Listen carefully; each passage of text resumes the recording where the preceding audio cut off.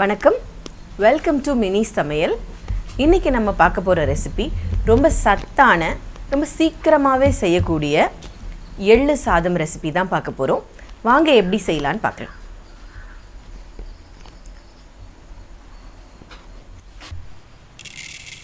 எள்ளு சாதம் பண்ணுறதுக்கு முதல்ல பொடி தயார் பண்ணிக்கலாம். பொடி தயார் பண்ணுறதுக்கு சட்டி அடுப்பில் வச்சு நல்லா காஞ்சக்கப்புறமா எண்ணெய் இல்லாமல் எல்லாமே நம்ம வறுத்து எடுத்துக்கணும். முதல்ல 1 ஸ்பூன் கருப்பு உளுந்து சேர்த்துக்கலாம். என்கிட்ட கருப்பு உளுந்து இருந்ததுன்றதுனால நான் சேர்த்துக்கிட்டேன். உங்ககிட்ட வெள்ளை உளுந்து தான் இருக்குன்னா நம்ம தாராளமாக சேர்த்துக்கலாம். கூடவே 1 ஸ்பூன் அளவுக்கு ஜீரகம்,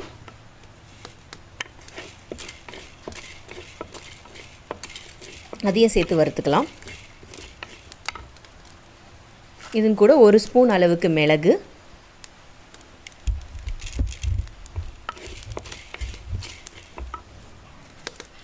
மிளகோட அளவு நம்ம காரத்துக்கு ஏற்றபடி நம்ம அதிகமாகவும் குறைச்சலாகவும் சேர்த்துக்கலாம்.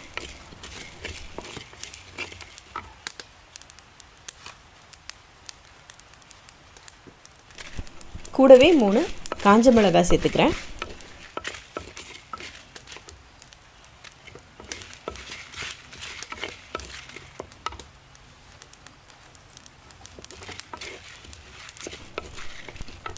இப்போ நான் 2.5 ஸ்பூன் அளவுக்கு கருப்பு எள்ளு சேர்த்துக்கிறேன்.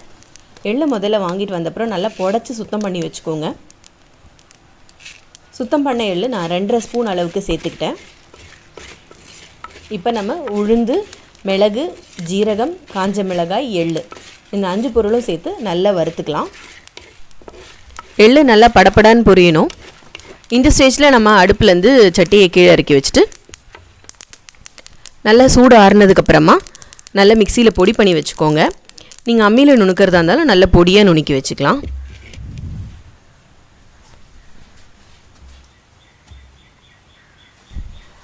இப்போ நம்ம எள்ளு சாதம் தாளிச்சிக்கலாம். இதுக்காக நான் தனியாக சாதம் வடித்து வச்சுருக்கேன். 1.5 டம்ளர் அளவுக்கு அரிசி போட்டு நான் சாதம் வடித்து வச்சுருக்கேன். கொஞ்சமாக உப்பு போட்டு சேர்த்து தான் நான் வடிச்சிருக்கேன் சாதத்தை. தாளிக்கிறதுக்கு முதல்ல எண்ணெய் ஊற்றிக்கலாம். செஞ்சட்டியில் எண்ணெய் நல்லா காஞ்சதுக்கப்புறமா கொஞ்சமாக கடுகு சேர்த்துக்கலாம். கொஞ்சமாக உளுந்து, கொஞ்சம் கருவேப்பிலை,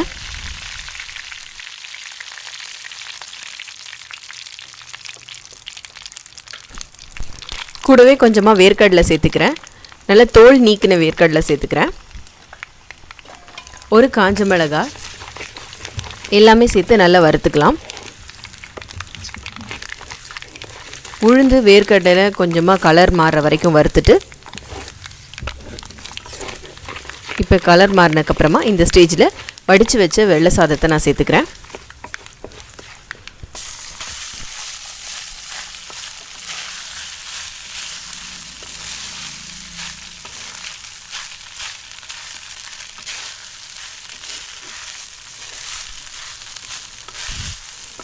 இப்போ அடுப்பை சிம்மில் வச்சுக்கோங்க. நம்ம தாளிப்போட சாதத்தை நல்லா கலந்துக்கலாம். இப்போ நம்ம அரைச்சி வச்சுருந்த எள்ளு பொடியை சேர்த்துக்கலாம். நான் சொன்ன ப்ரொப்போர்ஷனில் அரைச்ச பொடி எல்லாமே 1.5 டம்ளர் அரிசிக்கு கரெக்டாக இருக்கும். அதனால் நான் எல்லா பொடியும் இன்றைக்கி சேர்த்துக்கிறேன். சேர்த்துட்டு சாதத்தோடு நல்லா கலந்துக்கலாம். நல்லா கலரிக்கோங்க. கூடவே கொஞ்சமாக கொத்தமல்லி சேர்த்துக்கிறேன்.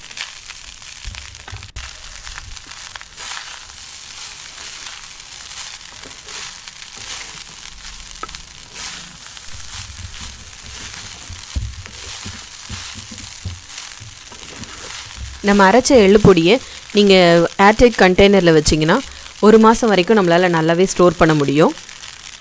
நமக்கு எப்போ தேவையோ நம்ம அந்த டைமில் சாதம் வடித்து இந்த மாதிரி தாளித்து நம்ம அந்த பொடியை போட்டு கலந்து சாதம் தயார் பண்ணிக்கலாம்.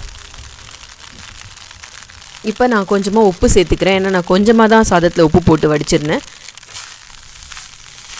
தேவையான அளவு உப்பு சேர்த்துக்கலாம். சேர்த்துட்டு நல்லா கலந்துட்டு இன்னும் கொஞ்சம் கொத்தமல்லி வேணும்னாலும் நம்ம சேர்த்துக்கலாம். நம்மளோட சுவையான எள்ளு சாதம் தயார்.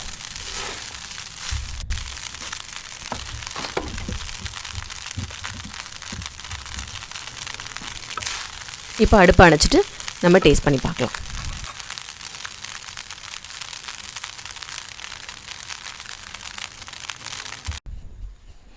இந்த டேஸ்டியான ஈஸியான எள்ளு சாதத்தை உங்கள் வீட்லேயும் ட்ரை பண்ணி பார்த்துட்டு கமெண்ட்ஸை ஷேர் பண்ணுங்கள். மறக்காமல் நம்ம சேனலை சப்ஸ்கிரைப் பண்ணிடுங்க. தேங்க்ஸ் ஃபார் வாட்சிங்.